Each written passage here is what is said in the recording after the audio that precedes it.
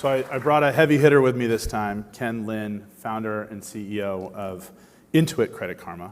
I have a ton to talk to you about. I want to make sure we fix everybody's credit scores, we fix the financial system. We've got big ambitions. I know you're a problem solver for this conversation. Want to get to the founder story, but first I just wanted to pick up on a couple things that Director Chopra talked about. He was talking about the need to look into lending and mortgages and really continue to ease access to those opportunities. You shared an amazing stat with me backstage. Credit Karma has distributed 30 billion free credit scores and free credit reports. Is that right? That's right, over that. So first, thanks for having us here. But I think when you talk about fintech and when you talk about problem solving, I think that is a prime example. So back in 2007, when Credit Karma was formed, to the notion of gatekeepers, there were gatekeepers, right? Credit scores are one of the most important metrics of your financial health. And for the most part, you couldn't have access to it. So, we started a business in 2007 predicated on everyone should know their credit score, everyone should have access, we should make it completely free. And since then, we've provided over 30 billion free credit scores and reports to consumers, never charging any of them for any of the services on our platform. And I think that's an important aspect of an example of what fintech can do in the industry. 100%. It seems almost obvious because it's so ubiquitous and so helpful today, but take us back to 2007. What inspired you to start a business around credit scores and credit reports? It seems like a intimidating, almost a black box to jump into as a founder. Well, if you think about the space, right? So so just a little bit of my story is I've been always a little bit of a tinkerer and an entrepreneur. Back in 2006, there was a trend where people were starting to realize the significance and the importance of credit scores. But the business model at the time was that you would go to these, quote unquote, free credit scores. They literally had the name free in their domains.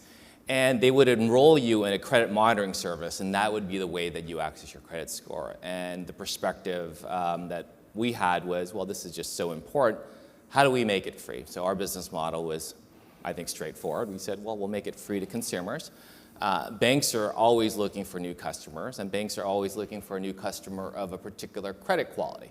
So if we become the matchmaker in that space, if we give the credit score for free, if the banks are already paying for target customers, why don't we make that the business model? And 17 years later and 130, 140 million members and consumers later, we've built a business predicated on helping consumers understand their credit.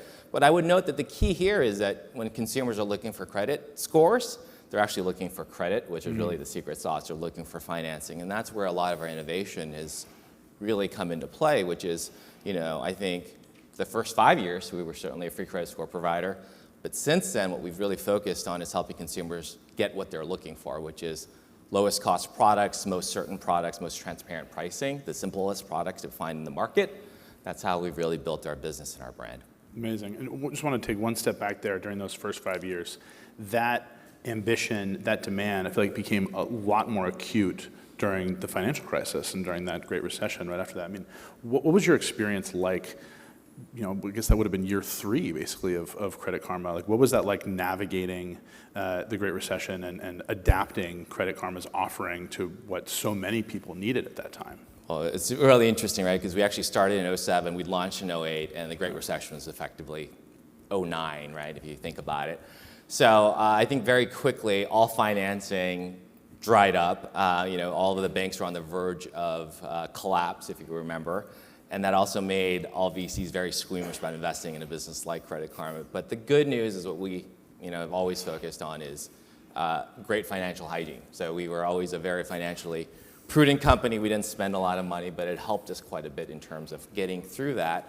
And on the other side of it, the things that we learned in terms of operating lean and really being focused on delivering for the product or the consumer, that's been a hallmark. I remember one point in time, it looked like there was going to be nobody who would give us our lifeline from a financing perspective. And I remember saying to the team, if we're going to go out, let's go out focused on the idea that we have brought credit scores to a lot of consumers and we operate in a way that we could be proud of even 10 years, 20 years down the line. And I think that has always been a hallmark of how we operated at Credit Karma. And to this day, 17 years later, I'm proud of the way we operate. We don't sell consumers data.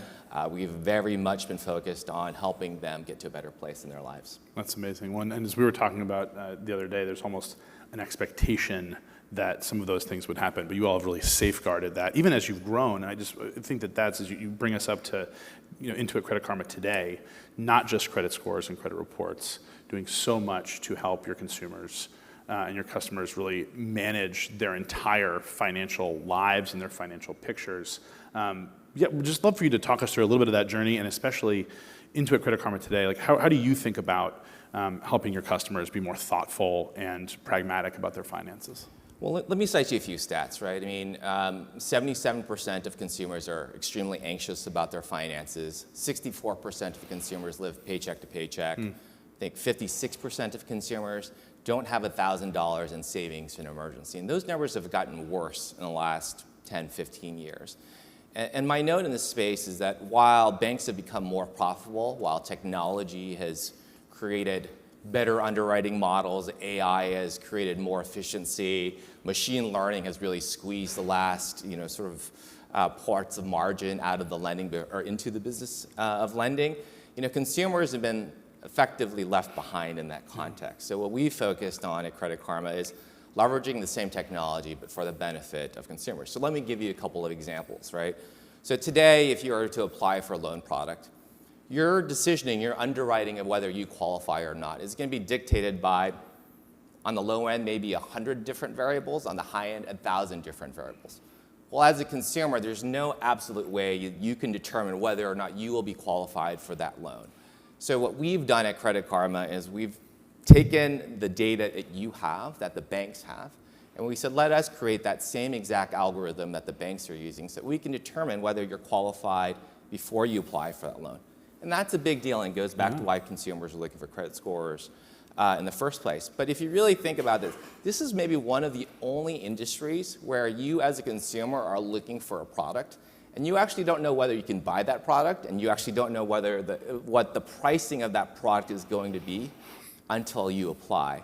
And when you think about that, that is crazy. That is crazy in 2014 when we have so much incredible technology around us. I think that is really the hallmark and the chart of what we're trying to do at Intuit, which is simplify this process for a vast majority of consumers. I mean, the very privileged to have private bankers, but now we're in a space where technology, generative AI will allow every consumer to have a private tutor, a private banker to help them with all these things, and I think that is a very interesting future. Amazing. No, you beat me to the punch there, and I feel like that piece is so important, that so many of these tools and these products that you all are building and bringing to your customers were previously kind of gate-kept if you had that private banker. Talk to us about AI at Intuit Credit Karma. It's not really new in financial services. It's not really new for you all. Like, there's been so much learning and prediction happening within your tools. But talk to us about how you're using AI and Gen AI today and how important you think that'll be to the future of finance writ large. Absolutely. I mean, I think this is one of those transformative points. I'm not a big crypto person. I'm not a big metaverse person, but I am a big generative AI person. And I share that because I think this will be as big as the internet when you think about what it will do for the changing of lives. And if you talk about it outside of financial services, I mean, imagine a world where every student has a personal tutor who understands their deficiencies in math and understands how to cater the curriculum to them. Now, if you bring that model and that example over to financial services, one of the biggest challenges in this space is that there's a lot of generic advice out there. Pay your bills on time, don't take too much debt on. But there's no prescription. There is no sense of what should I as an individual do? And historically, it doesn't scale, right? You can be a private banker, you could give financial advice to a consumer if you're in the top 1% because you're able to generate enough revenue for the bank for them to hire somebody to actually look at that information and give you a prescription. But if you're not, generative AI in general, is actually the great equalizer because now we're in a situation where each person in a room gets a specific tailored advice to, well, you should pay down your credit card that has 70% utilization. You should cure this one late payment that is 60 days delinquent. You should consider having X, right? You should consider bringing down your DTI. Well, these are just some examples of how one, that will be able to allow consumers to focus on understanding a very complicated market. But secondarily, I think one of the things that also is fundamentally important in helping the average consumer is making these things easy. There is so much friction in this space, whether it is building, just paying your bills, whether it is understanding, well, where should I go find 100 basis points less of fee or 100 basis points more of yield? Well, you may have that information, but the friction, and we can talk about 1033 later, the friction of doing these things actually keeps consumers from doing anything, right? So it's so complex, there's so much friction associated with it. I think this is the opportunity for technology to come into play to, one, help you understand what your options are, but more importantly, to do it for you. Because we are creatures of habit, human nature, it tends to err on the side of less friction and doing less.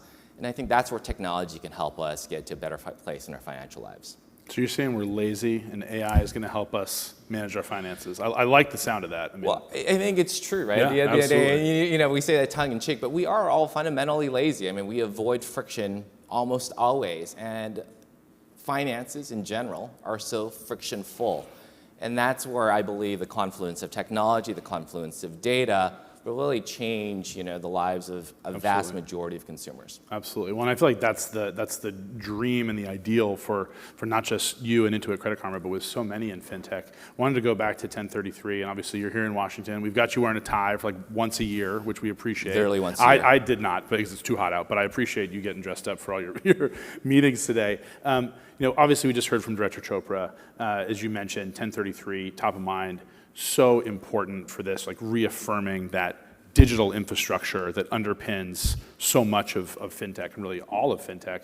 Like, why is it not only important to that infrastructure, but how do you think about it as important to both the broader financial ecosystem and to your consumers?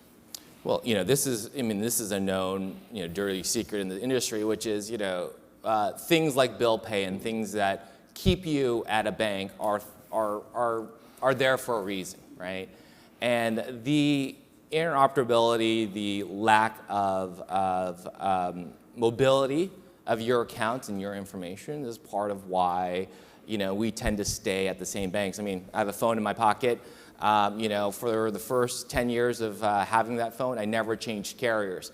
Why? Because I never wanted to change my phone number. But since data mobility with your phone, portability with your phone number, I've probably changed carriers 10 times. And I think a similar degree of what is great for competition, great for consumers, great for feature enhancements. That is really the benefit of having 1033 and really allowing consumers to move their data, move their relationships. Again, going back to this idea of friction. If I have to reset up every single of my accounts and I have to go and create 20, 30 minutes worth of friction associated with doing that, we tend not to do that. Even if it means saving an extra $500 a year, and we see it all the time. We know consumers, even if you're going to tell a consumer, you will save $500 a year, a lot of times consumers won't do it because there's a lot of work associated with it. I mean, for any homeowner in here, at various times in your life, you could refinance that mortgage and save $25, $50 a month. But I would bet dollars to donuts that a lot of people don't do that because the amount of work and having to have conversations on the phone, those things people do not want to do. And I think technology, again, will help us reduce the friction in this space. And that's why I'm so bullish on it. And that's why I think consumers will be better off with more data portability, with more technology in the space. And I think everything Director Chopra said about, well, you have to watch out. Absolutely, right? I mean, there is no, there will be some negative unintended consequences along with any technology. But fundamentally, if you think about the greater good here, I think that's a really important aspect to keep in mind. I love it, absolutely. And that combination, less friction, empowered with more personalized solutions and recommendations from tools and companies like yours, it's a potent combination. We're almost out of time. I want to do a couple rapid fire questions for you. Magic wand, anything you would change about the fintech policy landscape in America? Just a couple words.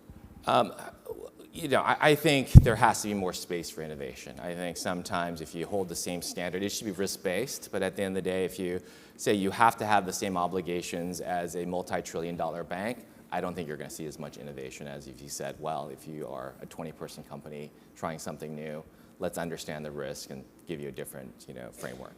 Totally. I love it. And final question, you've been with Intuit Credit Karma for decades now. Why do you love working in fintech? What's kept you in this space? Well, if you think about the opportunity and the mission, right, there is a chance to fundamentally change the lives of so many people. And I think that for most people, health and money are the two most important things. And we have an incredible platform. We have an incredible opportunity to make a difference. And that is compelling. Amazing. I love it. Thank you so much, Kenneth, for being with us today. Thank you, everybody, for listening. And